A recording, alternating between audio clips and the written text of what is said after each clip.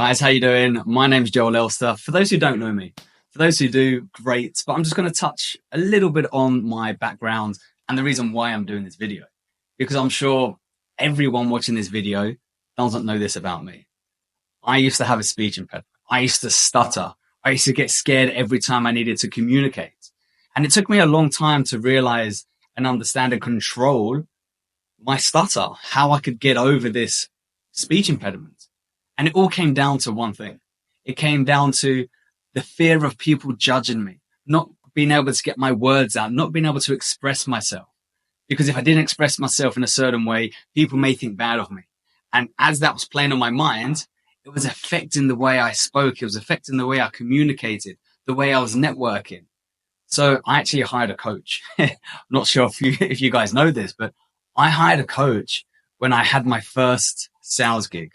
I was a cold caller, got hired. I was in like this boiler room and I pick up the phone. I'm trying to talk to people and I'm not getting any words out. I am stuck. I'm frozen. So it wasn't after I hired this coach. He really showed me the importance of limited beliefs, but also as well, communication. So in this video, we're going to talk about two main things. We're going to be talking about communication and we're going to be talking about networking. Now, what comes first is kind of like the chicken and egg story. Do you learn communication first or do you learn how to network first? I'm going to give you my personal experience on how I went from someone who had a speech impediment to now where 90% of my net worth comes from networking. Okay. So just let's wind it back again. 3 years. I started in high ticket closing 3 years ago. Now I've been in sales my whole life, but high ticket closing 3 years ago. Invested into a lot of courses, really improved my sales skills. And I saw something that I guess was a very common pattern and common issue I saw amongst high ticket closers is everyone's telling you to go and network inside your industry, meet people, meet closers, meet setters, let's role play, let's build this great community, which is great, right? But the only thing is you're only going to get to a certain size if you just stay within your bubble. It's like if you put a shark in a shark tank, the shark's only going to grow to a certain size. If you put the shark in the big ocean, it can grow much bigger outside of this bubble, right? Outside of the tank. So I had a friend of mine. He's great at communication, but his networking skills was great, but didn't understand the importance of getting out of the shark tank. So he gave me this, he came up to me one day and he said, Joel, I've made so many contacts. Do you know what? I just went to a networking event where there was a load of realtors. He was a realtor. And he said, I've never made so many contacts. Now that I know how to communicate, I know I was a person of interest. Had some very interesting conversations and now I've got so many contacts with other realtors. I'm like, well, that's good. That can only take you so far.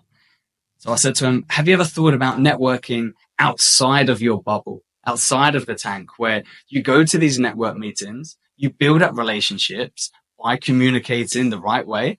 And all of a sudden, if you start networking where you're the only realtor in that industry, what if you start building up relationships with 40, 50, 100 people outside of your network? And as these relationships keep on building, all of a sudden, someone could be out talking to a customer, talking to a family member, and someone mentions, oh, I'm looking to rent, I'm looking to sell, I'm looking to rent, I'm looking to buy. The first thing that's going to come to their mind is, oh, actually, let me give you my friend's contact. He's a realtor.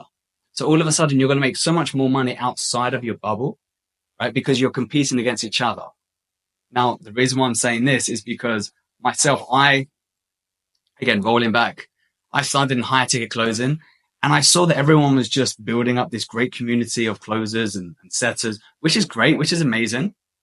But I thought, okay, well, now that I've actually spent all these years learning to communicate, improving my speech impediment, jumping on sales calls, buying into courses, I thought, okay, now I know how to communicate. Now I know how to sell. Why not actually figure out ways where I can make more money outside of closing, right? Outside of high ticket closing and start networking. Now, everyone thinks networking, you can just jump on Facebook, send a few messages and you start networking. It's boring. it doesn't work as well. So the way that I did it, and I'm talking from my own experience, is this. No matter where I travel, no matter where I am, I'm always looking for entrepreneur meetups, networking events. So I go out and I actually start meeting people in different industries, online industries, offline industries. And then I want you to listen up, because this is something that can absolutely change your future. And this is something really important. You ready for this?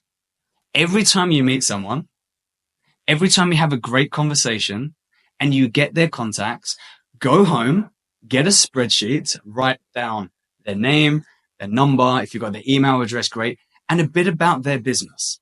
Because then what you could do is, as you are building up your database of people that you're meeting, you could be out one day, you could be talking, you could be at a networking event, and all of a sudden, someone mentions something, you're like, I actually know someone that can help you.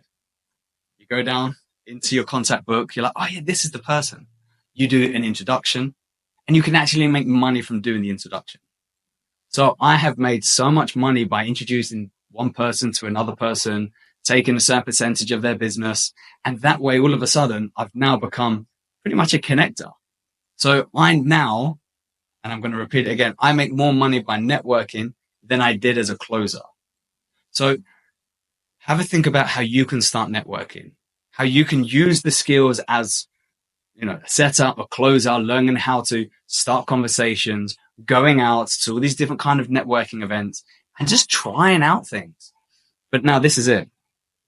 When I say a person of interest, and this is where a lot of people get confused, a person of interest doesn't mean that you need to be someone super interesting and exciting. Same with a sales call. Take the attention off of you, put it on the person you're talking to, and be genuinely curious about their business, about their life. Ask them questions, go deep, because people love talking about themselves. And all of a sudden, you go away from that conversation and that person's like, I like Joel. Joel really, really was interested in me, my life, my business. I'm going to stay in touch with this guy. That is being a person of interest. All of a sudden, they feel valued. They feel appreciated. They feel like they're interesting.